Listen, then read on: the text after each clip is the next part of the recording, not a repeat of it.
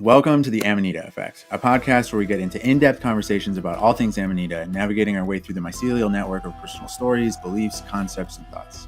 Gabe is one of my all-time best friends and co-owner and chief marketing officer of MNI's Ethnobotanicals. We talk nearly every day and extensively, but throughout this conversation, I got to know a side of Gabe that I'd only really gleaned in the past. He's an incredible individual, one of the largest hearts I've ever known, one of the oldest souls I've ever known. Really and truly inspiring and an absolute joy to work with and strategize with. In our first episode, we dive into this key pillar of MNI's ethnobotanical story, into his trauma and healing journey, and come out with a much more in-depth understanding of one of the most fundamental members of this operation. I'm so grateful for Gabe being in my life, being part of the business, and for the opportunity to film my very first podcast episode with him. I hope you enjoy. So, I want to start at the beginning. And I know some of this. I don't know too much about your childhood. I don't know too much about your bring up. I know a fair amount, but I want to start at the beginning. What was your childhood like? What's your family like? What were the things that made you tick as a kid? What were the things that caused you pain as a kid? Yeah. Okay, so I'll start before the beginning of me, actually, which I feel like is somewhat the beginning of the story. And my mother and father, my biological father, had met at Florida State University in the 90s, and they went through the whole like typical American path of getting their college degrees and stepping out into the middle class together, getting married. They bought a home. They had my older sister Haley, and then they got pregnant with me. And at that point, they had been married for a good 6 years or so. But something that had preceded this was a few years into their marriage, my father took this really ugly fall off a tall ladder and hit his head on the ground and had like really, really bad brain damage from this particular incident and had to recover from this for several months, if not kind of years. And it's a lot of layers to this. And I think, but my mother said that my father was never exactly the same after this, and I think that my father is a really particularly interesting individual for a lot of reasons. I think brain damage is part of it, but it's definitely not all of it. But uh, so while my mother was pregnant, they actually ended up getting divorced, and it was pretty messy and stuff. And my mother was in a lot of stress. She had already had like ovarian cancer before and some other crazy like health complications and things like that. My mom was told by, I don't think I've told you this before, man. My mom was told by multiple doctors that I probably wasn't going to make it. Like this wasn't going to, Wow. she wasn't going to bring me to like full term. And at one point, I think she had a doctor tell her as well too, like kind of hint at like, hey, for your health and things like that, because of your previous complications before, you might want to look at like, sort of like an abortion. And my mom like heavily rejected this. Like, nope, like, fuck you guys. Like, if I die, like, if he Good dies, for I die. her. Yeah, type deal. And we made it out okay. I came into the world and she survived it as well too and stuff like that. But really young into my adolescence, about 1 or 2 years old, my mother met my stepfather, which was a crazy series of events as well too. She was at this restaurant, really famous restaurant in Destin, Florida called McGuire's. Have you ever been there? I don't think so, no. Okay, really famous restaurant called McGuire's, and she was at dinner with her friends, and her friends were kind of pestering her and being like, hey, you ever going to start dating again? You ever going to find another man? Because at the time she was just kind of like a single mom with me and my sister and had been divorced from dad for a good, couple years, whatever it was. And she said to her friends, if God wants me to have a man in my life, he's going to have to literally put this man in my lap. And not too long after, my stepfather was out. He was on leave from the military there at the McGuire's with a bunch of his military buddies, and they were really drunk. And he was walking past this table with my mother, and no shit fell into her lap. and, and so they met there, and then it started this long series of events where my mother was very much trying to like reject this man and like, nope, I'm not interested in dating right now. But my stepfather was very adamant about like, I really want to take you on a date, really, and just kept like sending her flowers and things like that. Eventually my mother gave in, and like 3 months later they got married and been married for ever since and stuff. But so like that began this really early on became this sort of family dynamic that I fell into where I had, you know, when Judd came into my life, he had already had two children as well too. So it was me and Haley, and then these two step siblings of ours, and then Mom and Judd, my stepfather, also had a baby. So in total, there was five of us kids raised in this military family where we moved around every few years. We bounced around like Colorado, Florida, back to Florida, Kentucky, like all these things. And that to me, I think I've talked a lot about this with like my siblings and stuff as we've gotten older. It breeded this really strong sense of like family was super important because like when you're a military family like that and you're moving around a lot, like your home is changing, your geography is changing. You usually don't get to keep your grandparents in your life very much. Like you got to like make whole new sets of friends, adapt to new schools and things like that. But the one consistent thing we had was like each other, like, you know. Mhm. So I feel like that's something that we're all very grateful for within our family is that we're really close, especially as siblings. And I think it was because of this sense of like, we're a tribe. We got to stick together. You know what I'm saying?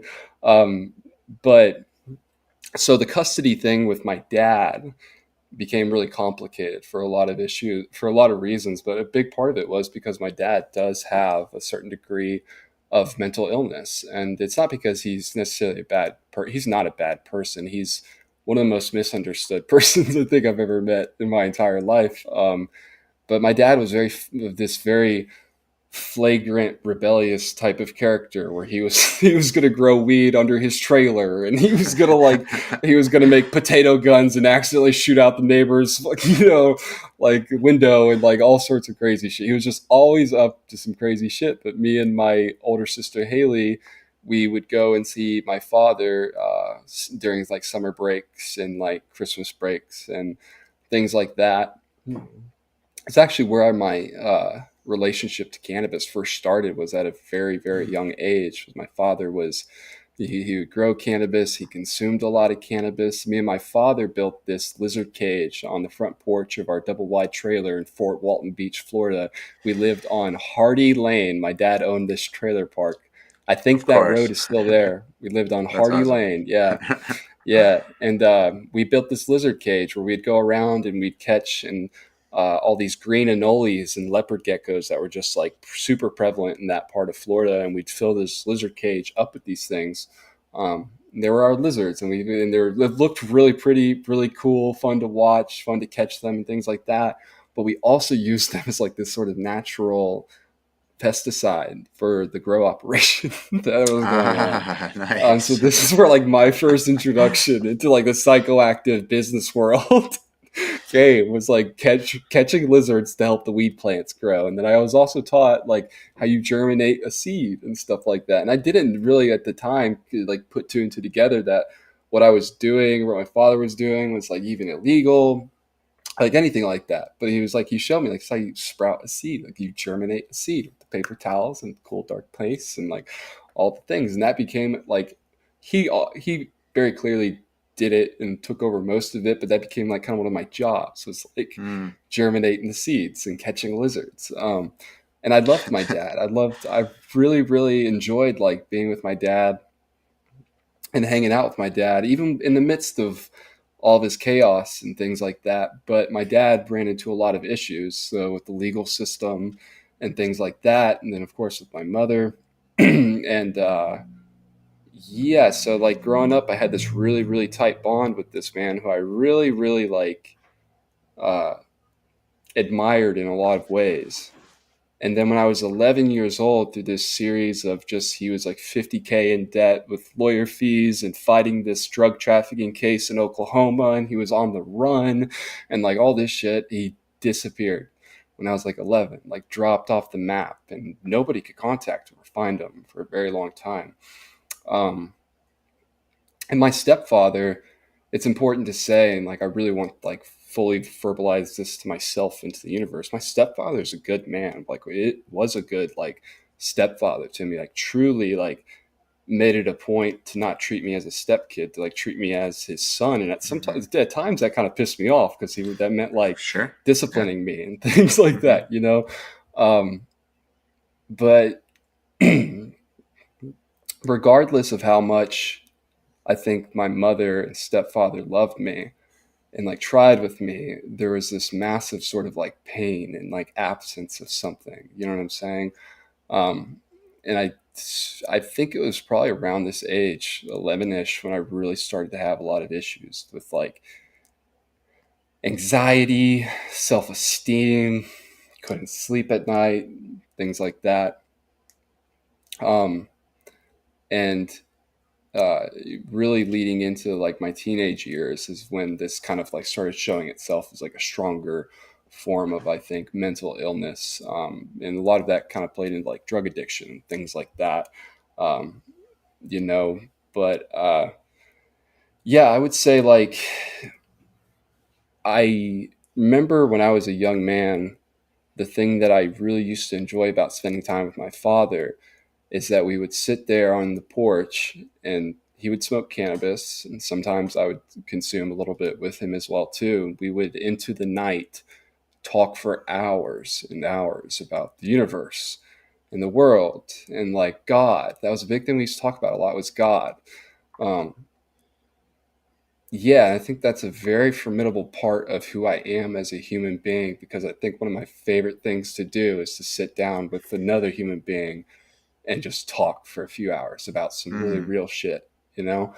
Um, but to think that all of these conversations that I had with him, these very formidable conversations, in combination with the pain of kind of losing him, was a very, very important, like, roadmap into like who I was going to be as a human being and what was going to be important to me, and the sort of like gifts that I would try to um, embody, if you will. And I like, I'll be honest, dude, like going into high school and throughout like most of high school, I was a dude who liked football and I liked weed. Like, you know what I'm saying? And like, it was this very scary, for me, it became scary as time went on, of like, there was this increasing pressure that I think most American children feel, especially at this high school age, of like, what do you want to do with your life? Who do you want to be? This deep thing that we all need, I think, is like true purpose. You know what I'm saying? But Yeah. what I was being presented with was like, hey, dude, like, I was decently like intelligent on paper and things in school, and so they really heavily like coerce you into this like, go to college, the American dream, you know, go to the office job, like all 9 to 5, and like, you know, something from a very young age felt like so repulsed by that. Me, like I just didn't. They felt like I was put onto this treadmill and staring down this sort of like corridor that just like didn't feel right, you know. And when I was 16, I had this public speaking class, which I think was like really, really important for a lot of reasons. But at the end of the semester, they allowed us to give a persuasive speech to the class. Um, about any topic that you chose. So I chose to talk about weed and Of give a course. persuasive speech about why we need to legalize it, health benefits, and all the cultural, societal impacts, and all these things, right? And it was the first time in my entire life, like I realized this as I was like preparing for the speech, like this and doing the speech and all the things. It was the first time in my life that I felt excited about doing schoolwork, and like felt like what I was doing was actually like about to matter a little bit and stuff like Mm-hmm. that, you know? Um, and I gave up and gave this speech, and it was a banging speech, brother. It's about as banging as it could be for a stone 16-year-old talking about weed. You know what I mean? I felt like it was very balanced, and like I felt like I really had done something like valuable, like for my classmates and like even for myself and stuff like that. Um, but yeah, and so uh, right around the same time too, about 16 years old in high school, I got my high school girlfriend pregnant, and had my son right before senior year of high school at 17. And that entire thing was very scary. At 16 years old, you know, it's like didn't plan on having a kid at 16 years old. I think a lot of 16-year-old kids, like have sex and things like that. And, it's just, but when it happened, there was this very clear, I remember like thinking on the way home from the gas station, my girlfriend had bought a, a, um, a pregnancy test at the gas station. I took it at the gas station here in small town Kentucky, and we found out she was pregnant. And we had this really long, quiet ride home back to her house afterwards, just kind of like in shock. And like something like this knowing and this feeling washed over me, like of like both like fear, but like comfort. Like there was this like polarity that existed, and it was like I knew within my heart, I was like, this is like the universe giving me this. And at this point, 16, I don't feel like I was super tapped in or quote unquote spiritual or really living with spirit in that way. But there's this spiritual feeling of like, this is happening to me for a reason.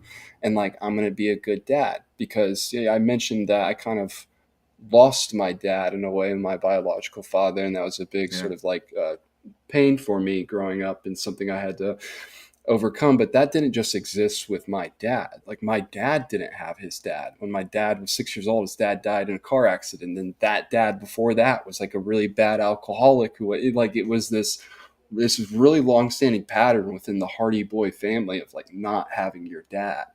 And like there was something at like having him at 17 where I was like, I'm gonna be like a really good dad and like get to kind of like break this thing within my family. You know what I'm saying? Of like not having your dad. Um, and yeah, so Hudson came at 17, and at that point in my life, dude, I was still very much like lost in terms of like I didn't know what my deep purpose was here and stuff. I knew a deep purpose of mine was being his dad. You know what I'm saying? But there's something I knew that like to be his dad, it's going to be a bit hard for me to articulate, but I've talked to other fathers about this feeling before. And it's not that your kid isn't enough. It's not that being a dad isn't enough. But I do think there's a propensity sometimes that like to fully honor that thing, that this relationship, this kid that you've been given, there is this propensity to want to give something actually like meaningful to the world, to have purpose beyond just like being the dad. And that purpose beyond being the dad simultaneously coexists with that purpose of being a dad, if that makes sense, and amplifies it further. And like I knew that I was going to be a good dad and stuff like that. I knew that that was a big core purpose of mine, but I was also staring down this treadmill of like, well, I guess I'm going to college, right? Like I don't fucking like, I gotta like pay bills and like say like got to simultaneously like raise this kid with all the time and energy and expenses that come in with that while trying to like forge my path in this world. And it was super scary, man. I really like I was lost in a lot of ways, dude. I really like yeah, I was scared. And I went to college because I had scholarships that would pay for it, military scholarships, something I'm very grateful for. I didn't have to go into any ridiculous debt, any debt at all, to go to college and get a college degree. But at the same time, like even being within college, there was this feeling of like, it feels like I'm just like in high school 2.0 here, like just killing time or something like that, just checking the block for other people's sake. And it would fucking really like my first, like within the first few weeks of freshman year, like I really was like already ready, like to like kind of drop out and stuff like that. And simultaneously, right about this time, I had my first psychedelic experience with DMT. And it was a really, really weird series of events that led me into, DMT. It felt like DMT found me, really. Um, I had heard about DMT and psychedelics, was super interested in trying them, doing a lot of research. I was learning how to meditate, spending time every day meditating, sometimes up for like an hour or two, and like just almost in this attempt that like I could get to a crazy place if I do this enough. Um, and I had just finished the book DMT, The Spirit Molecule by Rick Strassman. Um, and it was maybe 2 weeks after finishing this book, this guy who I worked with at Papa John's, he approached me and he said, because me and him had talked about DMT before, it's like, hey, I found this guy here who has DMT. I really think you should talk to him. I think you'll like this guy. And so I hit him up. I texted him. I was like, hey, brother, like, I know I'm just a random guy, but like, I heard you have dimethyltryptamine. I would really like to try it at some point or something, like, you know. And he was instantly just like, yeah, man, very cool. Like, come over after your shift, you know. And so I went over after my shift delivering pizzas. It was like fucking 2 a.m. or something, you know. Went to this dude's house. Super sweet guy. Had my first DMT experience. Do you know who this guy was, Who? Christian? No, I It's don't. Joshy. No. Oh, it was Josh. Oh, amazing. That's Yeah, awesome. it was That's Joshy. awesome. Yep.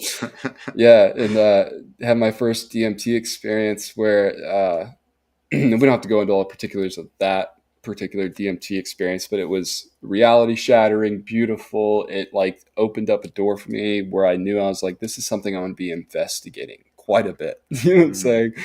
And that started this series of events where I was trying everything, you know, all the psychedelics, doing them quite a lot, doing a lot of acid, doing a lot of DMT, and I quickly just became this like very psychedelic, like sheep like character within this like small college Kentucky town where I was doing them a lot.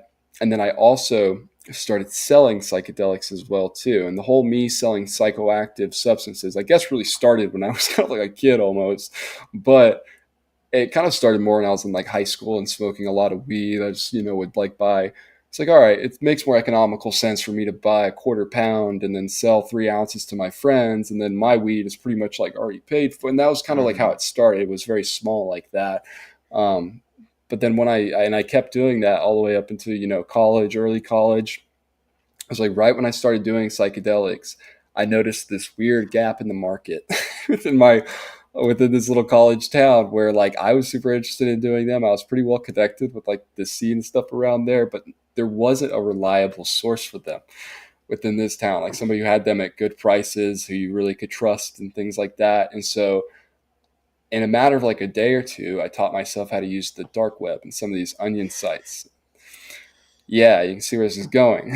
So I started importing a lot of these psychedelics and selling them there at the local level, and I became this psychedelic drug dealer really quickly.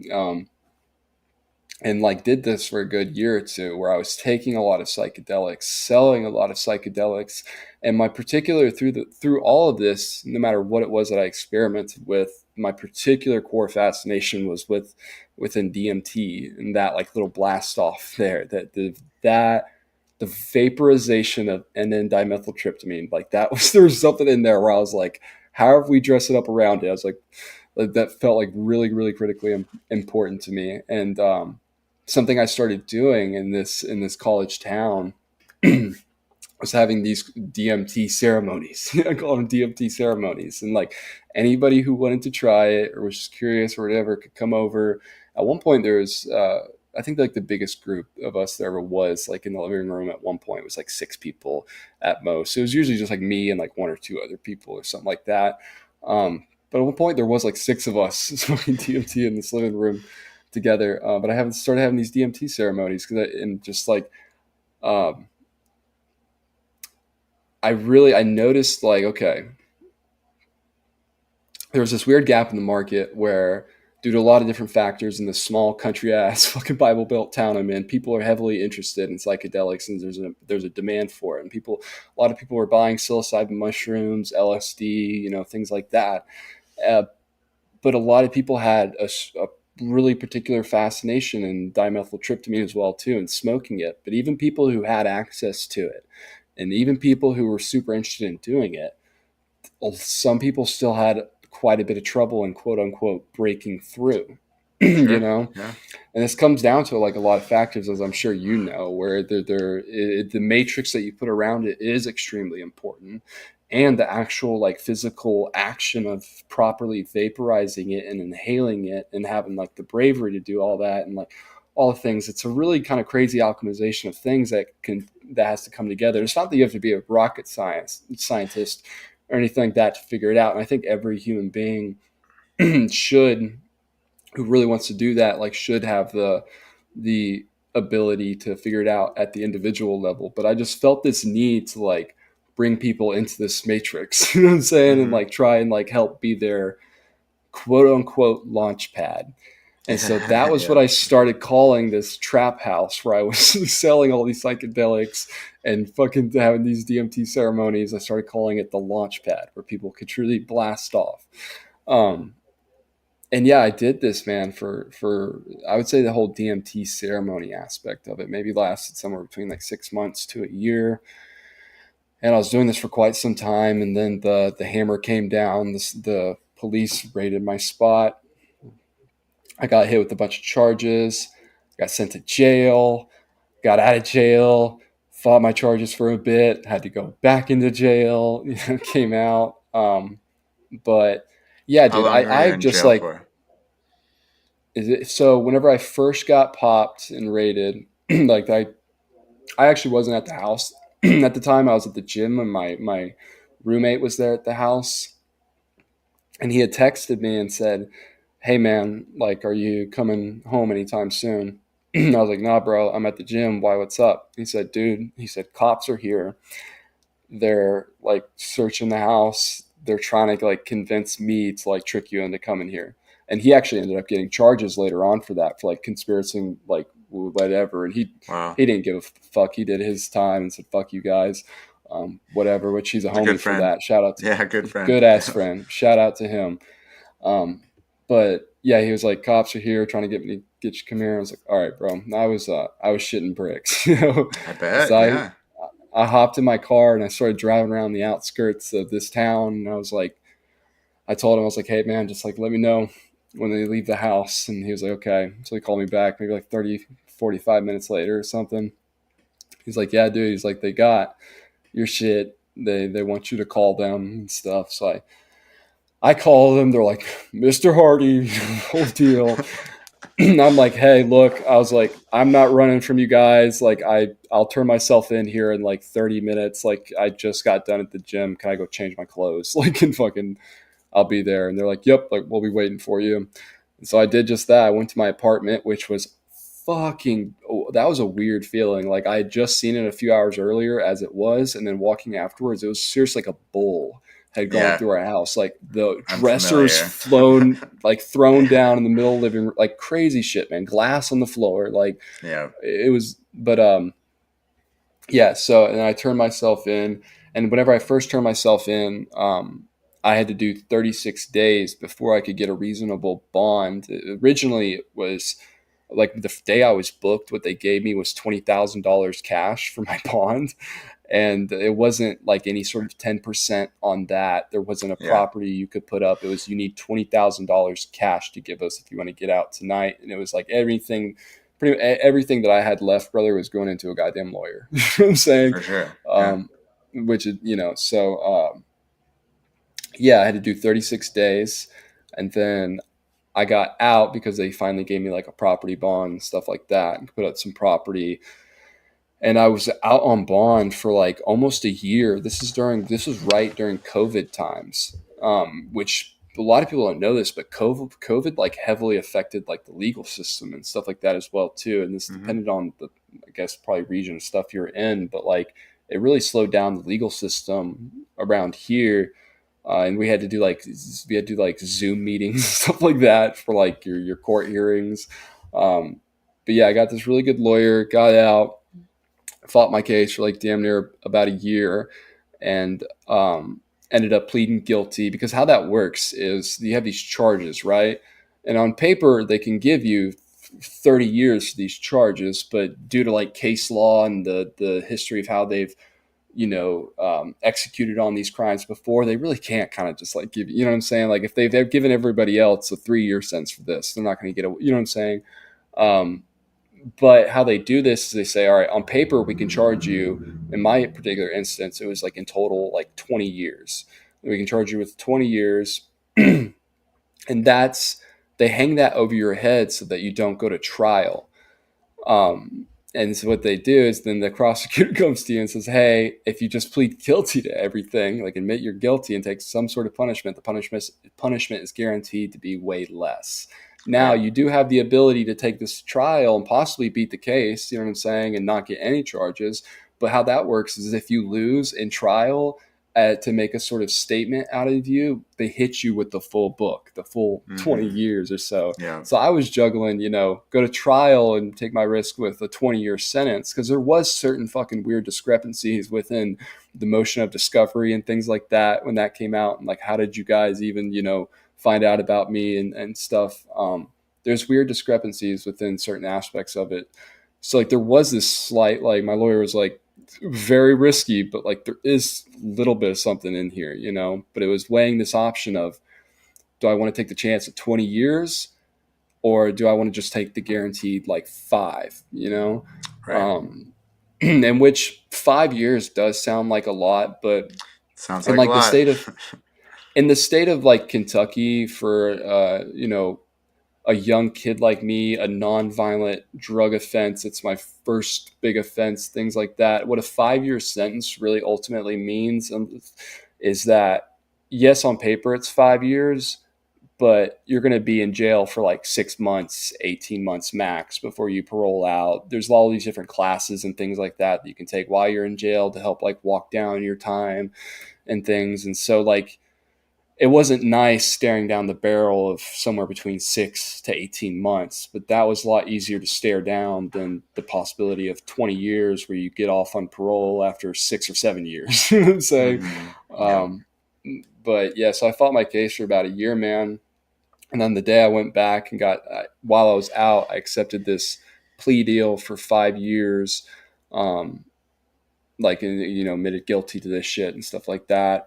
And then at my sentencing date, they decided to ultimately make me sit down for 6 months and then do the rest of it on paper, like parole type thing. So in total, I guess like time spent in was 7 months and 6 days. Yeah. Wild. Yeah, Yeah. we'll do future discussions, and I want to dig into that time period at some point. But before we get in, and this is so when did you get out of jail? What year? It was 2022. Yeah. Yeah. Okay. Okay. So not long ago. Not too far after you met me, and we joined forces on this endeavor, which is a Yeah. trip to me that it wasn't very long ago that you were dealing with all this. That both of us have gone through an incredible amount in the past 4 or 5 years, 6, 7 years. Um, Yeah. so I want to talk more about your dad. I'm curious about so your dad left if you're okay with that. Your dad Yeah. Yeah. Of he course. was he was he left when you were 11, and Mhm. then when did you see him again after that, and how did all that pan out? Like I when was the next saw, time you so I saw saw, him? so I didn't see him anything again until I was 19 years old. And it was Wow. my Nana, which is his mother, who I also at this time like could not find or contact. She ended up reaching out to me somehow through Facebook. It was like, hey, Gabe, like it's Nana, which that itself was a trip because like Nana was a really big part of my life as well too. And like Yeah. was like a motherly type figure. And I was like, oh shit, like, hey Nana, like how the fuck you doing? Um, and she was like, hey, like your dad really wants to talk to you and stuff. And so that was how we started talking again. And within like a couple weeks of texting and having some phone calls and stuff with my dad, I went up to, I drove from Kentucky to Colorado to see him. Um, so yeah, it was like this 8 year gap. What did it You mentioned that you started having these issues crop up.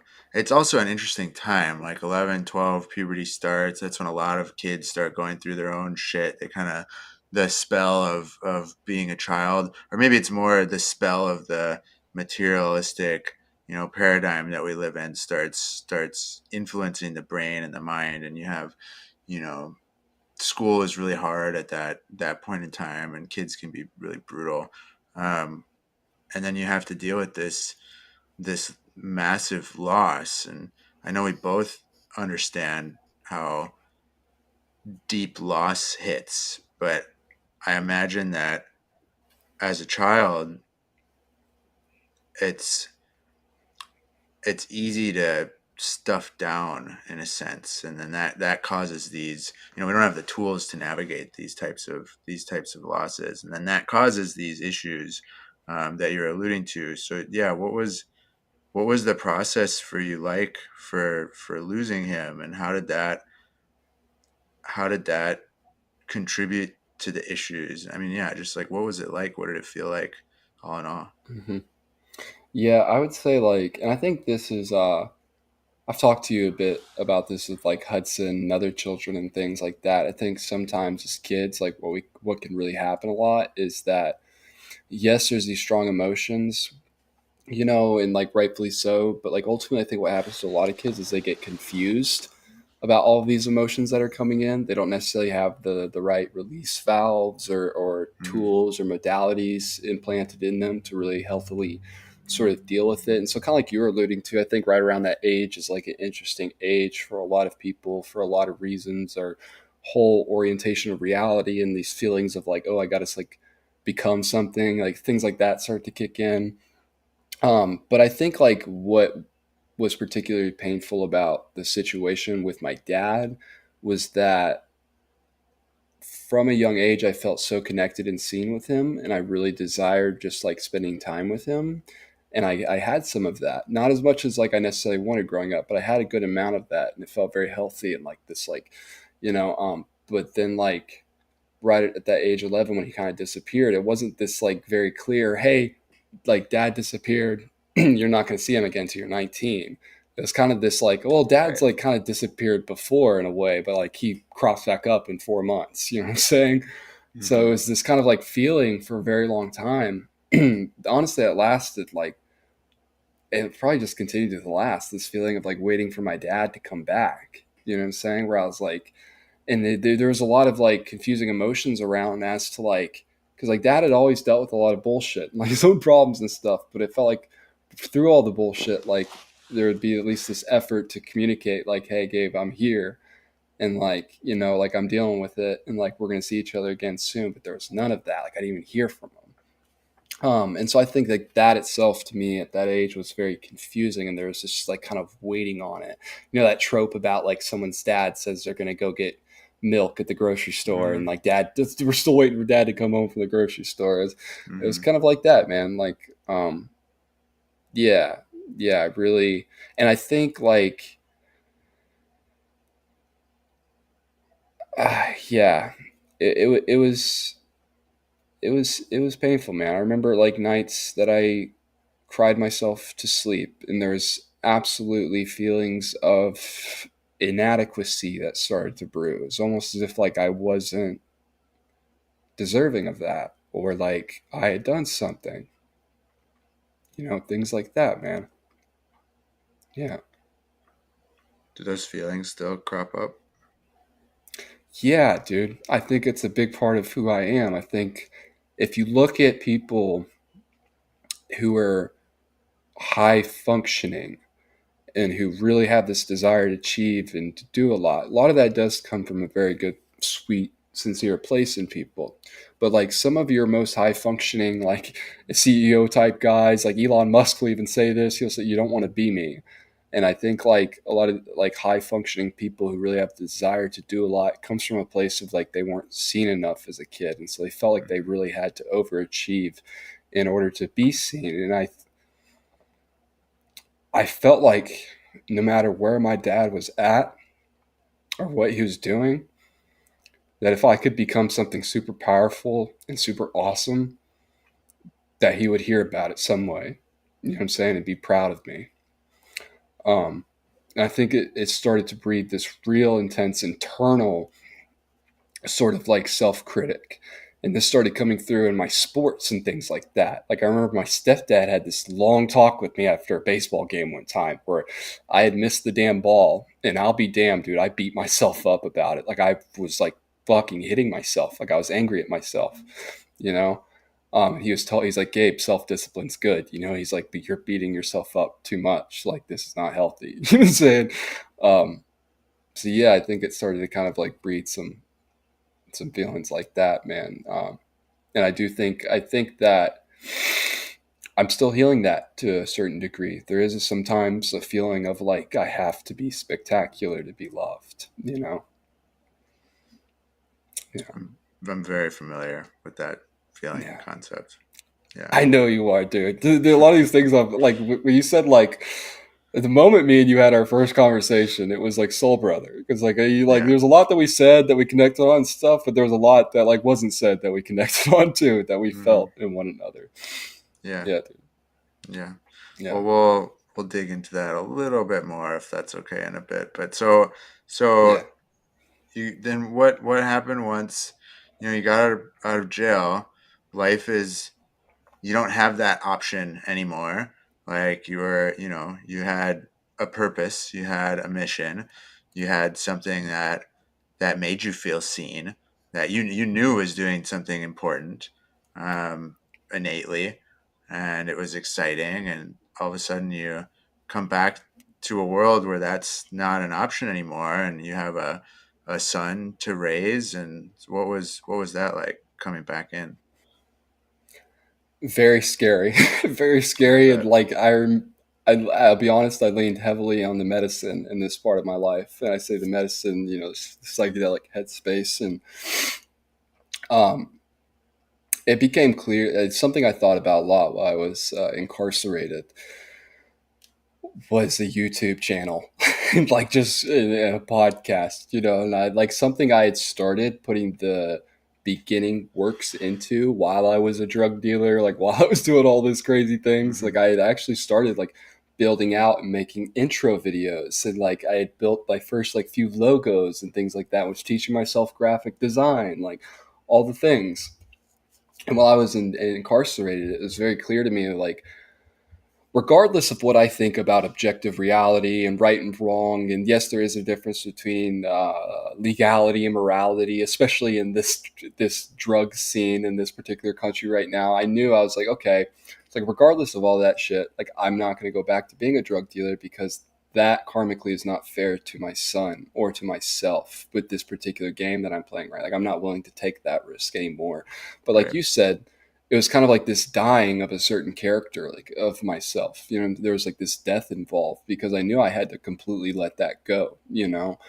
Um, and so it was very clear to me right around this time in the world, like 2018, 2019, 2020-ish, like this time in the world, especially the COVID time, a lot of people became interested in this idea of becoming like a one-man business, a one-man brand, like starting your own, you know what I'm saying, creating your own content, creating valuable, like distilling valuable information for people. And there's a lot of like badouchery involved in this world, and a lot of people I truly think will point you in the wrong direction. But I'm telling you, man, what I think at the core of like this creator economy is people who have been through some shit in life, who are able to alchemize it into something positive, and now they're able to distill that down for other people. And I think that when you do it correctly, in essence, is art, and it's very beautiful, and it's a good use of your life force.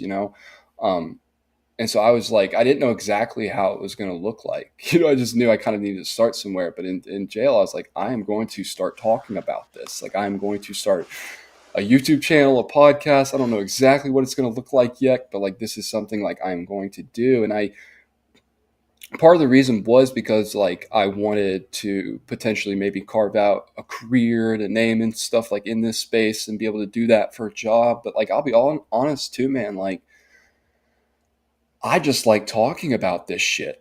like just like I For sure. just like I just like talking about it. Like I chew at the bits to talk to people about this in my day to day. Like whenever the podcasting with somebody doesn't feel like a chore or a job. The editing can get a little bit like that, but goddamn, sitting down and talking to somebody, dude, it feels like the most, I like one of the best things I can do with like my life force. But yeah, and so like I really tried to take this observation that I was making of the world around me, of this new sort of workforce, work world, creator economy that was coming into fruition, and alchemize that with my own personal sort of like backlog of like life and experiences and interests and things like that. And so when I got out, that was what I did, man. I started in my parents' basement on a shitty iPhone, and it started as trip reports. I just turned on the camera and started talking about different psychedelic experiences that I had and stuff like that. And over time, it has just snowballed into this really, really beautiful vehicle thing for me and my family and for the business and for you and like everything, dude. Like where, like people will look at somebody on Instagram. Me and you have talked about this, and we've even seen this within the business, right? You can see somebody on Instagram who has 500,000 followers, and some of those people are making $5 million a year. Some of those people are lucky to make $5,000 this fucking year. Like it's this, and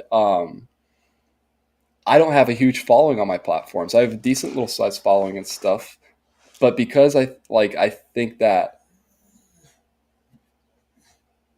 I think like if you can find a way to actually provide real value to people and distill it down, like you can have a very small audience in this world. And I think it's what the creator economy is. You can have a smaller audience in this world and make a career and a business out of it and stuff like that. And like one thing that became apparent to me right as soon as I started podcasting with people was like, wow, it's really like I get a lot of value out of like having this conversation. I like having fun doing it. Maybe like it'll get some views online and stuff like that. But the networking tool that it is of having somebody sit down with a few hours for you and connect for an audience or, connect on a podcast like that, it might be the most powerful networking tool I think there is like right now almost, you know what I'm saying? Like at least for me, it is. And like, that was how I met you, dude, was just kind of like screaming out into this ether and inviting other people to come and have a conversation and shit, I'm so glad that we met. Look where we're at now, and look where we're going. Too, So the podcast is called the Amanita Effect. When did Amanita come in, and what was that like? So the Amanita came in it was actually, as Renee, who found my content online, reached out to me on behalf of the company. And like, I had heard about Amanita. I had researched it. It was one of those ones in my back pocket. And I've told you this about other substances before of like, I would like to try that one, but like it's going to happen when the time is right. Like the universe is going to bring it to me. And that's happened multiple times with all these various things. And Amanita was one of those ones of like, I feel like there's something to this. I think I'm going to like to try this at one point. Josh had actually told me about some of his experiences and stuff like that in the past. And I consumed some of Dreamer's content actually and was finding it massively interesting. And it was right around the time my TikTok started to blow up a little bit. You guys found me. Renee reached out. And when Renee reached out and told me about, the company, I was like, oh shit, like I've already heard about you guys before. And it's on the Amanita Reddit. You know what I mean? Like, yeah, you guys seem to have a good reputation. So, Renee sent me some of the products and stuff like that to try. The first time that I tried it, I tried some of the Amanita gummies and I felt them and I was like, okay, like something to the Amanita thing, but it wasn't a super pronounced experience, but I did sleep very well. And I already kind of saw it as like, okay, this is an interesting tool. I'm going to experiment with this a little bit more. But then I made my first tea and I had one of my like first higher doses experience. Do you remember how much you brewed? It was 10 grams. Yeah, that was that was my first higher dose experience. It was with muscaria, so 10 grams Amanita muscaria. And yeah, man, it was so right at this time that I started working with you guys and trying Amanita and had access to good Amanita was the time that I decided that I wanted to quit cannabis. It was like I tried this before in the past. And I had quite literally, since I started consuming cannabis regularly at the age of 14, I had never been able to, except the times that I was starting jail, been able to physically break that physiological cycle within myself. The furthest I would get, I remember the furthest I got was like at like 18 years old for about 3 days. And it just, I gave in, and I started consuming regularly again. But I saw it as like, okay, I've wanted to try Amanita for a while on the back burner. It just got brought into my life in this crazy, beautiful way. You know what I'm saying? It seems really, really cool and efficacious. And also, like, oh, I've been thinking about quitting cannabis for a while and wanting to try that again. But I knew, like, staring down that sort of physiological, like, 7, 14 days of whatever it is where I'm not sleeping, where I can't eat, I didn't know if I could do it. But I once I had the Amanita and like started utilizing that as a tool, it really, like, it seemed to me like it was going to be an interesting tool in a lot of ways. But I'll be honest with you, and I don't know if I even expressed this to you before, brother. Like, a big impotence for me right in the beginning was like, I can utilize this as a tool to, like, not have to smoke weed every day, or like if I do want to quit weed, like this, I feel like this is going to give me a better shot to be able to fucking like sleep at night. You know what I'm saying? And Yeah. like use this. Yeah. And that was the first time in my life in which I went several months, like, and I broke that physiological cycle. And it was, honestly, I credit a lot of it to the use of Amanita. And I do think there was more to it than just the use of Amanita. I think, like, I had, maybe grown a little bit wiser in things as a person, or built a better sort of reality around me and stuff like that. But yeah, and so that was like really how it first became like this really kind of important thing within my tool belt, if you will. Um, but I would say, like, the next place that it really fell into my life in this like really important way was, and I think like I really started experimenting with this in part because I was working with the company, but through conversations with you and stuff like that, and understanding the mushroom more and trying it myself. I have tried, I can't tell you how many different substances since I was 17 years old, trying to unlock better cognition. You know what I'm saying? Like better Yeah. flow state, things for work. And so I started taking some raw Amanita and trying that as a nootropic. And like, still to this day, dude, besides maybe kratom, which kratom is one of those ones where it's just got such a trade off. It can't be a regular kind of staple Mm-hmm. in life. Yep. Maybe once every 2 weeks or something like that. You know what I'm Yep. saying? Like, I can, and I'm okay with that. Like, spiritually, energetically, I don't feel guilty about, like, but if I get more than like once every 2 weeks, once a week or something like that with kratom, dude, I'm too well aware of like the physiological trade off that I'm making, regardless of what I'm telling myself. You know what I'm saying? Right. But Amanita seem to offer, in a lot of ways, this ability to sort of live with it, and it's not that like I think it comes without any potential downsides. We absolutely don't try and like convey that within our marketing or anything like that with the company. We're very transparent about, like, I think you could have a problem with Amanita as well too if you're taking Mm-hmm. 40 grams to sleep every single night, Yep. shit like that. But Amanita seems to really present itself in this way of like, oh, you can take this close to every day. It looks like a lot of people are, and it looks like it has this sort of adaptogenic effect in helping your body kind of like reharmonize and stay within harmony in this really interesting way. And so it kind of started this pattern for me of microdosing it. We talk a lot about like a different kind of microdose, but yeah, that to me, Amanita, maybe about somewhere between one, and it depends on the day, and like I'll redose sometimes a little bit, but somewhere between like 1 to 3 grams raw Amanita, like throughout the day, is probably the most potent nootropic that I've ever found in the entire world. Something I kind of left out about my childhood story was that at the age of 15, my parents were really, really concerned with me, and I was consuming a lot of cannabis. And they found out I was like punished and grounded, and they took me to this therapist, and this therapist met with me twice, and I don't even know if we talked about my dad once, dude, but god damn it, I was on Adderall after 2 meetings with this therapist. You know what I'm saying? That was the solution. So I got put on Of Adderall for a little course. bit in high school, and there's a lot of people talk about like ADD, ADHD within this particular country. And I do think there's like some validity to that, man. But like when I hear about an ADHD and like a little boy, there's something in me that spikes angry because it's like, I know it's like this particular little boy that you're talking about, almost no matter who it is, about, I bet north of 90% of them, if you were just take them out in the woods and let them exert some of their fucking energy, they For could, sure.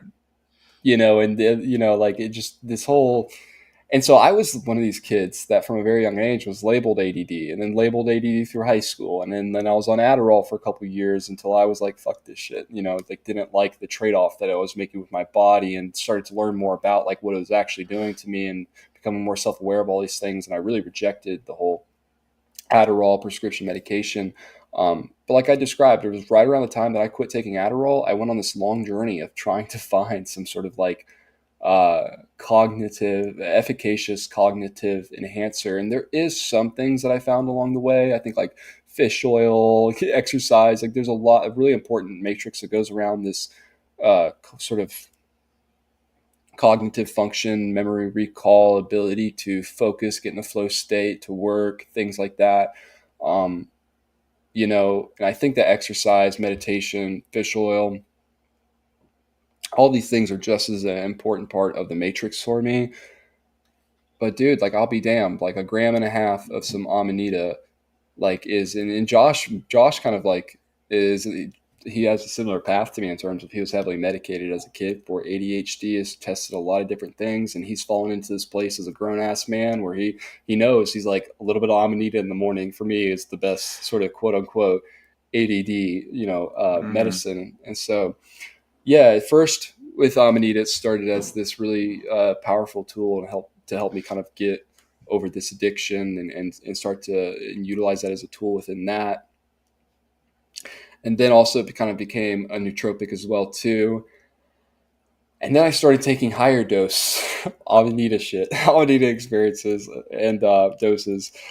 Um, and this to me, like something you've said before that like I have a hard time articulating to people, but there is something to this, and like I want us to go into this a little bit. But this increase in synchronicity when you Yeah. start consuming Amanita, Yep. okay, and like I think this can happen at just about any sort of connection with that particular spirit. There's a certain like Christ energy infused in this fucking in that mushroom, Mm-hmm. I think you can tap into it in a lot of different ways, but it really started to kind of become prevalent. It felt like in my life when I started to take the larger doses.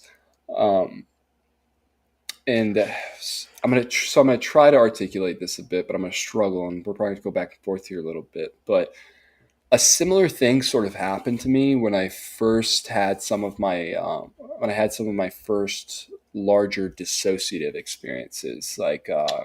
with ketamine. It felt as if though. And I think people can lose themselves to this a bit, but I think there's something very true and mystical and prevalent about this. It felt as if though I was able to start listening to these universal whispers as like easier and adhering to them and noticing them more. And I think, and then when I look back on it in hindsight, it's like the universe has been whispering to me since I was like a little boy. You know what I'm saying? Just for a very long time, I either like wasn't paying attention or the universe had to fucking scream at me. You know what I'm Mm-hmm. saying? For me to get to pay It attention. starts as a Uh, whisper. Yeah. yeah, yeah, and there's something about the high dose Amanita experiences that started to feel like I really got in tune with this certain sort of spirit and hearing these whispers a lot and things like that. And then also, dude, like there is this sort of afterglow that has been reported by it's almost universally reported with like most sort of dissociative anesthetics, like DXM, PCP, ketamine, a really, really large dose of Amanita. The next day I might be a little bit heavy and tired or something like that, but there is this like actual kind of afterglow that I've experienced with that as well too, in combination with there is this really interesting pocket or sliver of the universe within the experience that it gives me access to. And that's a lot different than ketamine, but this double-edged sword thing that I'm I'm talking about here, like this duality, this matrix that's providing you, reminds me quite a bit of ketamine. This headspace Sure. where you can kind of do some internal work and see some of these things, and maybe reassociate with traumas and memories and stuff like that, in combination with this sort of physiological, energetic cleaning, that it kind of feels like it can have. Um, and so, yeah, the increase in synchronicities, this headspace it was offering me with the higher doses, and dude, like the dreams I started having and like have had since then. Amanita permanently changed my dreams, I think. You know what I'm saying? Like I've Hmm. had dreams that's my entire life. I've never been a huge dreamer, even when I was a little kid. Um, but like definitely it feels as if though, and maybe this is just the way in which I'm associating with them now that has changed it, but it seems as if though my dreams are more meaningful. And a lot of these really, really deep Amanita dreams have been super symbolic and super meaningful. And I'm sure that as a little child, I had meaningful symbolic dreams as well too. Maybe I just wasn't adhering to it and listening to those whispers in a sort of way. Um, but yeah, this access to the dream world as well too. And so like I've gone on a really fucking long tangent now about my particular relationship with Amanita, but that's because like it does seem to, at least within my own personal experience and other people that I've talked to, lend itself to a variety of different use cases. Okay. So we've heard so much from so many people about the scope of efficacy and things that we hadn't even thought about. We're finding out that this most iconic mushroom that's in front of all of our faces since we're children is able to help with, and it's been really interesting to learn as we go and see all these potential use cases crop up and crop up. I guess I'm curious what you think. I mean, obviously there's a plethora of uses for it, but I'm curious what you think is like the main reason that Amanita is so prevalent in our pop culture and in our world, and then like how it works on the body or the energy or the mind to you know to live out, because I think we're both of the mind that there's the mushroom has a mission, and Mhm. we kind of, and I'll let you elucidate on what you think the mission is or what we've discussed as being the mission. Like, what is it about this mushroom? What is it doing that allows it to be the one? Because we've Uh-huh. also talked about that. Like, it is the one, and it's obvious Yeah. it's the one. So like, but why? And what is it that Yeah. you think makes it the one? Well, I think first of all, like I think it could have been a variety of different plants that provided this particular matrix of alkaloids or whatever. But like, let's be real, dude. Of course, it's a mushroom. You know what I'm Of saying? course, it's a Like, mushroom. with, Yeah. with the whole symbology of the psychedelic renaissance and the mycelial network that comes with mushrooms, and like, of course, it's a mushroom. But this is something that I mean, we could talk about endlessly together and with anybody, man. Is like this crazy example of the law of revelation, like you told me about this law of revelation that is apparent within the Amanita thing, right? Like you said, it's been embedded within our culture, into pop culture, into our consciousnesses for God knows how long. Yet it's been so heavily misunderstood, and there's also been what I believe a sort of concerted misinformation propaganda effort against it as well too. And there wouldn't be a concerted effort against it if didn't pose as a sort of serious threat to certain hierarchical structures and things like that. And you ask Yeah. like what I think its sort of mission is, why I think it's like the crown jewel in a lot of this. I think there's a lot of reasons, but something that came to mind, like as you were setting me up for this question, dude, was that it is grounding. Mm. Okay. And let me like extrapolate on this a little bit. Yeah, And please. that can be a subjective viewpoint for somebody to have, that this particular medicine is grounding. And, some people might not agree necessarily it's grounding. I think when I say it's grounding, I say that I think at the individual level, when you experience it, it definitely it brings you into this reality. You're not going into another reality. You're almost hyper sober within this reality. It's grounding in that aspect. But also, I say it's grounding in terms of like, a lot of people are talking about grounding to the earth right now. Like when you put your feet on the earth, like you Yeah. feel more relaxed, your body becomes less inflamed. You know what I'm saying? And there's this weird connection that we have to the earth and to becoming grounded here within this reality and this harmonization that happens. And I feel a similar thing with Amanita, especially at the right doses for the right, experiences and stuff like that. It has this very grounding effect, this like, like I'm here, it's okay, but also I think that's at the individual level, sort of. I think like at the collective level, it's here to ground us a bit. And I say that because I think within this particular psychedelic renaissance, this whatever is emerging through us right now in a somewhat kind of like beautiful, messy way, um, a lot of it has this very airy fairy kind of spirit to it with it. And that's not necessarily bad. We need a lot of that. You know Sure. what I'm saying? We need a shit ton of that. But also with this, and I've described this about me and you, brother. I think me and you are both kind of like very airy fairy people, and I think that's part of the reason why both you and I very much like something like Amanita. It's because Hmm. it helps us ground. You know what I'm saying? And ground these things into this reality. And I think that as a collective right now, we're expressing very much in this airy fairiness in a good way, because we're dipping our heads above the clouds. You know what I'm saying?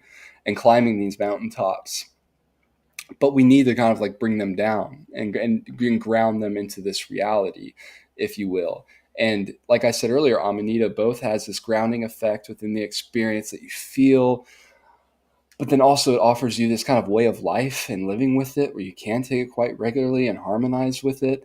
And yeah, like, and I described it earlier as a sort of nootropic, like you, weirdly enough, like this very spirit, like this sweet spirit of Christ can help me sit on my computer and really crunch out some editing very well. You know what I'm saying? It's helping me ground that into reality. And so like, I think that's a big part of it, is I think it's very grounding for us. And of course, like, I think there's more to it than just that, but I think, yeah, I think it's grounding, man.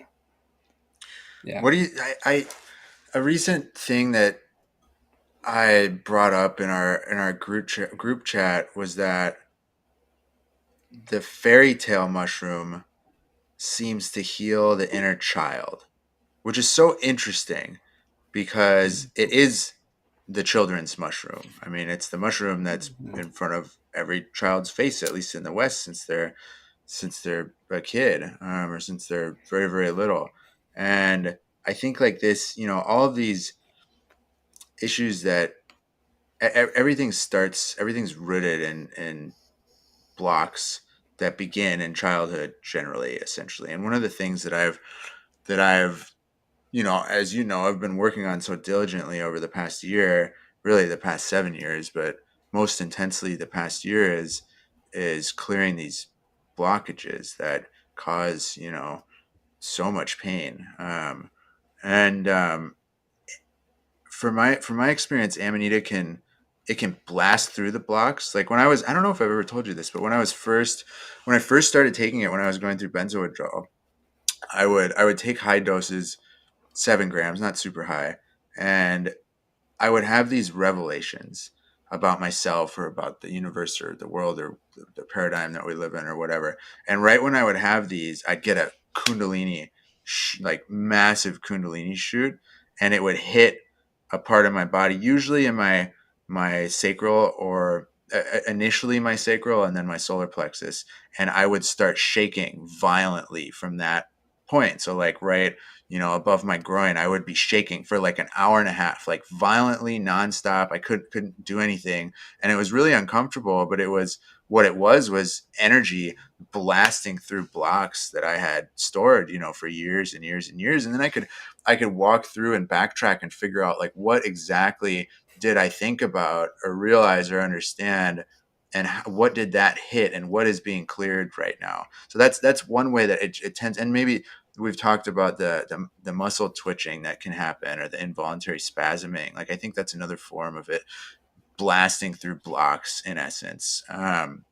It can also be very it can very gently clear these blocks without conscious attention at all. It seems to do that a lot behind the scenes and via the unconscious mind or the subconscious through dreams, or whatever it may be, or just allowing us to rewire our neural pathways to bypass that block. And once a block gets bypassed, if there's no energy being fed to it, it dissipates over time, which is, ties back into potentially on an energetic level, maybe why it's so efficacious for something like anxiety or benzo withdrawal or whatever that may be. Because when you rewire the brain and um, and don't direct energy to these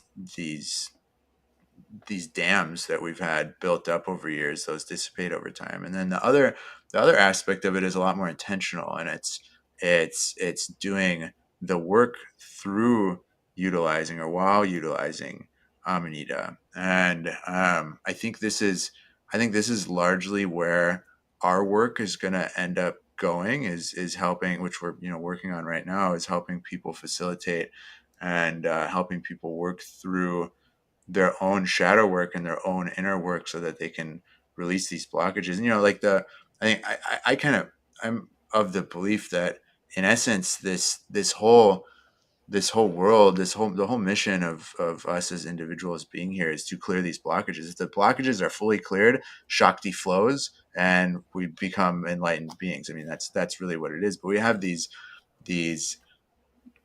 pre-birth block. I mean, we come into the world with blocks, and this is like the original sin. Like we come into, like, you're when your mother was pregnant with you.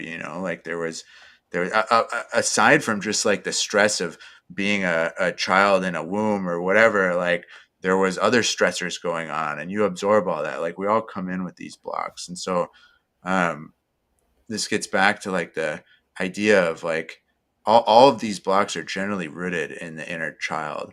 And I feel that Amanita is such a powerful tool for healing the inner child, and so symbolically, so seeing that it's in front of our faces all the time since we're children. But I guess I'm wondering, well, what your thoughts are on that, because we haven't actually discussed this at all. This was just something that I just threw out in the group chat for us to discuss. But then B, like, where have you noticed in your life um, that inner child healing, or these blockages?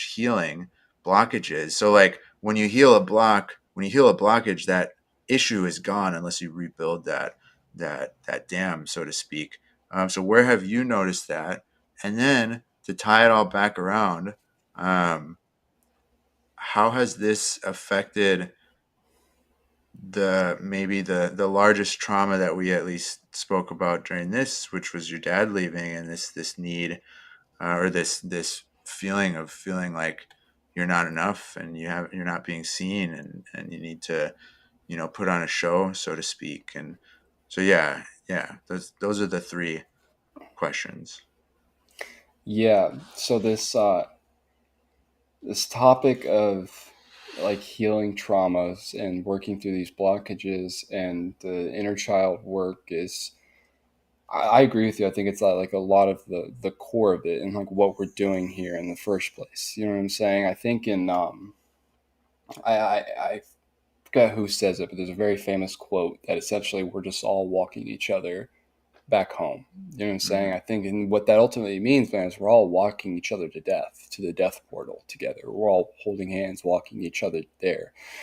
Um, and like, I do think that I don't know what exactly it means to be enlightened or become enlightened. I have some ideas and things like that, and I've talked Right. to a lot of very interesting people about this particular topic. Um, and I think you're right. I think a big part of it is like clearing these blockages, right? And I think that what that also is, and what that also means, is that in the process, like you're dying. Like these characters of you, and like people, a lot of people in this big trend in the psychedelic space is ego death. Did you have an Yeah. ego death, brother? You didn't Yeah. take enough. You didn't have an ego death. You know what I'm saying? But there is something to it. Like you can get caught up in the whatever of it, but like there is something to this idea of like certain parts of you have to die. Duncan Trussell just a little bit ago, and I was talking to him, was telling me this story. I think it's I'm going to butcher his name. One of these gurus, Nareem Kolibaba, right? Um, and somebody came to him and said, "Oh my God, like you were my grandfather's guru. Like my grandfather learned from you. Like he was like you were one of his gurus." And he started to cry on the spot. This guru, and he looked up and he said, that part of me is dead. He's like, that guy's Hmm. dead. Like just in this very, like while he was crying, tears streaming down his face, he was like, whoever that was who quote unquote was your father's guru, your grandfather's guru, like that guy's dead. Like I don't know, like I don't even know who that is. You know what I'm saying? Um, and so I get this feeling that within the process of like healing, like these childhood traumas. Like, what is a childhood trauma and these issues? Like, I think it's a coping mechanism that we developed at some point. That it maybe at some point in our lives it did kind of like help us survive or endure or whatever it was. But as we get older, we can very clearly see that this is a rooted behavior pattern or feeling or whatever it is that no longer serves me anymore. You know what I'm saying? And I think that those characters have to die. I think that's kind of what a lot of like inner child work is letting these characters die. And then you know people will spend their entire lives in a lot of different interesting ways trying to build up their quote unquote sandcastles. You know what I'm saying? But like, oh, like we're just building a sandcastle next to the ocean. You know what I'm saying? It's going to get Hmm. knocked down whether you like it or not. And so like with Amanita and this inner child work, I think it's this very, very potent potential tool, right? I say potential tool because I do think you could use it for bad as well too. I think you could be Sure. misdirected with it and not direct your energies. But I think given the right matrix around it, Amanita is a very potent tool to help walk yourself and people you love towards the death portal. And I think it's a very potent tool in allowing some of these characters to die, um, if you will. And so I think that is like part of the whole kind of like Amanita and like inner child work. And I'm sure like my opinions on that and thoughts on that might morph over time and like add Sure. more to that and stuff. But that's just kind of what's coming to my brain right now. But so, and then like linking this to sort of my like childhood traumas and then my use of Amanita is that at several times and this is like sort of a bitter pill to swallow, there has been certain times where it has been very clear to me that the next sort of evolvement of myself was going to require a death of myself. You know what I'm saying? Even if Hmm. this particular character that I have right now, I very much love. You know what I'm saying? Um, and I think Amanita is, for a lot of different reasons, kind of like this uh, variety of different use cases that I was describing earlier, has the potential to be a tool within this particular endeavor of killing these certain aspects of yourself and letting them die. You know, um, and I think whenever I got introduced to it, I had spent several years and drenched in this serotonergic psychedelic headspace. And in a lot of those different headspaces, I used it as a sort of similar tool in which I could allow these certain characters of myself to die and to evolve from that and things like that. But I'll be honest, man, like, I don't think I still hold them very near and dear and will the rest of my life have a certain relationship with serotonergic psychedelics and tap into that headspace when necessary and things like that. And there's this whole interesting cultural phenomenon around microdosing serotonergic psychedelics. And I don't hate on anybody who does that or finds it efficacious, but I've talked to a lot of people and I've known a lot of people in this space for a long time. And it seems like the biggest psychonauts, quote unquote, psychonauts I know, the people who are really out here evolving and using serotonergic psychedelics as a tool, it's like they're going deep, like every now and then, you know what I'm saying? And Yeah. spending this time in between. And sometimes this is the alchemization part, right? I think you might spend 2 weeks before your next trip, before you've integrated in, things, or you might spend 2 years, but serotonergic psychedelics doesn't seem to offer itself the same sort of daily way of life. We've talked a lot about Amanita muscaria being, and I think this is very true. I think it's one of, if not one of the most potent sort of integrative medicine. You know what I mean? Where I'm Yep. not searching for a high, right? I'm not blasting off into a different dimension. I'm very much here. And yes, there can be some euphoricness and stuff involved in that, but it's not this it's not a fiendish sort of behavior in any sort of way. It is this anchor. I think for me, it has been this massive reality anchor. And I think for other people, it has been and will continue to be this anchor. You can do this, I think, with a sugar pill. You know what I'm saying? I think you Sure. could do Yeah. very similar thing with the sugar pill, but I think when you have the sugar pill matrix around it in combination with it actually has some very efficacious, interesting receptor site activity and things happening to your physiological body. I, for a very long time, man, after having had in the period of about 3 to 4 years an ungodly amount of serotonergic, very intense serotonergic psychedelic experiences, I have been spending a long time since then integrating a lot of these things. Hmm. Very much needed. Whenever I got first incarcerated, dude, don't get me wrong, I was scared. It was kind of a shock, also kind of not. You know what I'm saying? But dude, there was this part of me that was kind of relieved because it meant I got to sit down for a little bit and not have like responsibilities. And that sounds like very kind of maybe irresponsible as like a father and things like that. But I hadn't known that reality my entire life, of not feeling like I Yeah. had to perform and execute and be something. And like you know, and so it became very clear to me within this incarceration space as well too that like I felt like I had been gifted with a lot of like visions and messages and experiences, and I didn't want them to be just that, this crazy story of what I saw on DMT. I wanted it to ripple out through my meat body for the rest of my life. You know what I'm saying? But I knew also like there's this crazy optimization that has to happen with that of integrating the messages. And like there's a lot of this is a very lucrative industry and there's a lot of people who want to show you how you integrate your psychedelic Hmm. experiences and let me be your coach. And some of that's very valid. There's some ninjas out there, but there's a lot of Sure. people who just want your fucking money too. But I'm Hmm. telling you, brother, like, and you know this as well. I've said this to you a lot. We speak about this. It's not how much sage you burn in the room before the ceremony, and it's not about your intentions leading into the ceremony. That is important. All those are very important as well too. It's who the fuck you are as a human being on a day-to-day basis outside of all that shit. What are your intentions with life? You know what I'm saying?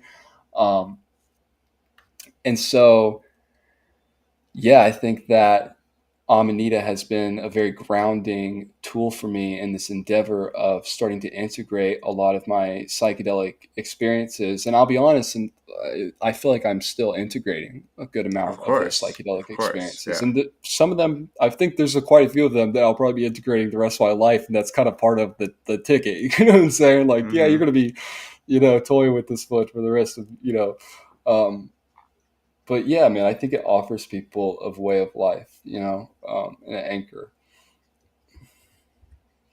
And how about the being seen aspect of everything? Have there been leaps and quantum jumps in that?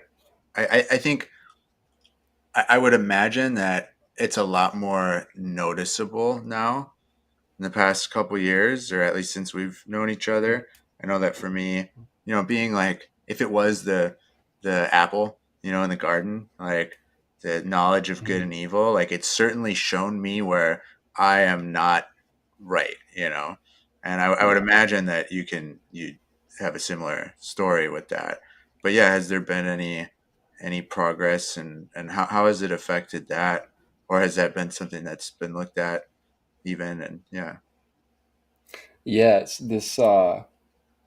it's interesting because early in the conversation, digging into this and digging into the aspects of my dad, you probably saw it, I cried a little bit, and I was saying like, and I realized, and then I have thought of this before in different headspaces in different ways, but that was it was very clear to me just within this conversation, like, oh yeah, shit, like I have for a very long time and searching for this sort of validation, this need to be spectacular, and most of that has come from I want my dad to see me, regardless of Mm, where he's at in the universe. And one of my biggest messages that I ever got from DMT was this. I made a whole t-shirt about it. Was it told me, it's like, dude, this fucking feeling that you've been searching for of being home and being safe and being seen, you are that at all mm, times. And you can not only experience that for yourself anywhere that you're at within this reality, but you can provide that for other people as well too. Um, and so I I told you I went and saw my dad when I was 19. Similar thing happened after seeing him, where afterwards I stayed in contact with him for a little bit and stuff, but we kind of fell off with each other. And I think it was just like for a myriad of different factors, but once again, we didn't speak again for like several years, like 3 or 4 years or something like that. Um, and right at the same time that I started working with you guys and started taking a large amount of Amanita and all the things, my dad came back into my life. And similar thing to when I was 19. Whoa, haven't seen you in a while. Text, calls, and stuff for a week or two. And then, like, he was driving up here to Kentucky to come see me. And at that time, um, yeah, he came and saw me, and within 24 hours of being here, my dad was arrested, and it was for like weed in his car, and fucking like it was this whole really dramatic like series of events that like kind of like after the fact, and this kind of like I had to kind of repiece some things back together after that as well too. But I would say like I have healed. I would say I've healed certain aspects in this feeling of like needing to be spectacular to get loved, but I haven't fully healed it yet, brother. If I'm being oh, for completely sure. honest with you, yeah, and Yeah, that's a long thing that's a long struggle for sure. I understand that. yeah, and I think that it's got the parts where it's really gotten healed within me, man. Like, is like knowing that I'm doing something like actually meaningful and purposeful, and it's not that I have to have it. There's this dissipating feeling of as if I have to have other people seeing what I'm doing. Do you know what I'm saying? Once if I Hmm. like I know in my heart that my life force is being utilized for something actually meaningful, there's this, and it's not fully there yet, but it's I've been able to tap more into this feeling of loving myself and loving who I am. You know what I'm saying? And I think like something I've been trying to integrate for a very long time is this feeling of being okay with the mundane. Do you know that like Shiva like energy of just sitting with Hmm. it? You know what I'm saying? It's just like and just being okay with the mundane. And as I find that I am utilizing my life force for more purpose and loving myself in the process, the I'm more and more okay with the mundane. You know what I'm saying? And there's this less of a propensity to that I need some sort of external love or that I need some sort of drug. You know what I'm saying? I think that's sort of where like I'm in the process of like trying to alchemize this thing right now. And I think Amanita has played into that in a lot of interesting ways in my particular case. One, because it does serve itself as this vehicle in the business world and stuff like that, in which I do get to have real, true purpose, and it's from the Amanita. You know what I'm saying? But also, like, I'm utilizing it while I work to sell that mushroom, like as a Mm. nootropic and stuff during the day, you know, and like, yeah, and so I think part of the question that you're asking me there as well too, and alluding to, is this somewhat like visionary space that Amanita can offer you as well too, in the experience internal work. And I think you're kind of asking me like if I had seen that part of it before with Amanita. And I haven't thought about this aspect of it up until now with all the optimization of things that have led up to this point of the conversation. But I believe I've told you the story before, but for the sake of the audience and stuff, I'll tell the story again. My largest Amanita experience that I've ever had, the most intense one, was I took some tea and I did 20 grams of, it was a mixture of Regalis and Pantherina. So, you know, like a really, really, really strong dose, man. Like don't recommend it for, they'd be like, work your way up to that for the love of God. You know Wait, what I'm wait, saying? 20 grams equivalent, so like 20 gram muscaria equivalent, or 20 grams of pantherina No, and regalis? 20, and I don't know how much it was. Probably damn near half and half. Like maybe slightly more Regalis than Pantherina, but it was 20 grams of Regalis That's and Pantherina. that's insane. That's more. I thought you were talking And 20 gram equivalent when you've told me this story. I've never done that much no, because that's like 50 grams, 60 I was a bit grams. concerned at times. Let's leave Yeah, it that way. yeah. Like, dude, so I put it into this clear, a glass, and the tea, the color of the tea. I didn't take the full 20 grams in that first rip. It was probably somewhere between like 15 to 18 grams. 'Cause I still had like one little gulp left that I ended up taking like later on when I woke up like 10 hours later. And then I tried to like go back to bed for the night and like all this shit. But I took close to the 20 grams right off the rip. Hmm. And the experience that I had was, there's a lot of it that I don't remember, but there's some of it, parts of it that I do remember very clearly. And at one point during the experience, I was pissing on my kitchen floor. Fully aware of the fact that I was pissing on my kitchen floor, but in my mind, what I was doing was super, super important. It was deeply important to like the universe and how things were happening, and what, like, it was solving some sort of issue. And I'm sitting here thinking about this, man, and I think that this really high dose point that I reached in doing this was somewhat maybe symbolic and also telling of my own nature. And I think it's symbolic of a lot of human nature of, ultimately, what is this? This is hopeless. Like, surrender. Do you know what Mm. I'm saying? What the fuck was I doing, bro? I was pissing on my kitchen floor, but in my mind, I was solving the fucking world's issues. And I think a lot of Hmm. people, I think almost all, dude, we're all guilty of this. You know what I'm saying? I'm building my sandcastle over here, and it's, I'm solving all of the world's issues. And I, like you said earlier in the conversation, like, I do think a big part of us being here in our life force is to like give back and to contribute to the global collective. And I think that's a big core part of it. But also, like you said, like, I think something is happening at the individual level that's very important to our existence here in this. Yeah, I think we can get caught building these sandcastles and forget the core of why we're here sometimes, and I think that this high dose Amanita experience I had, that might be the symbology and like the meaning behind it, was like, hey, dude, you see what you're doing? You're pissing on the kitchen floor, and you really, like, you're doing it with good intentions, like, like fully good intentions, like, and you think it's super important, but brother, what, like it's okay, you know what I'm saying? Like, yeah, yeah, wow, we're really getting into it, dude. I'm like actively thinking out loud here.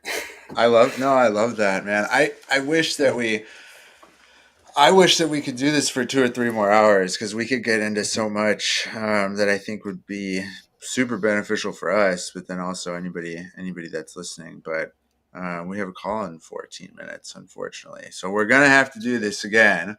and maybe we Yeah. can just pick up right here. But yeah, I want Mm-hmm. to. There's so much that I want to dig into with you, Yeah, dude.